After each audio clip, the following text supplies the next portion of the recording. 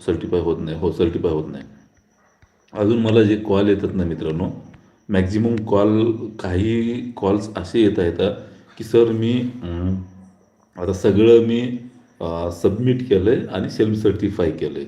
माझं रजिस्ट्रेशन जे आहे ते सबमिट केलं आहे आणि सेल्फ सर्टिफाय झालं आहे माझं.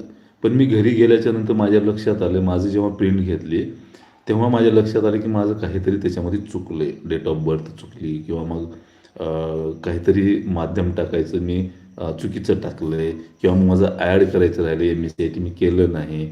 अशा प्रॉब्लेमचं सोल्युशन जे आहे मित्रांनो, तो काळजीपूर्वक ऐका.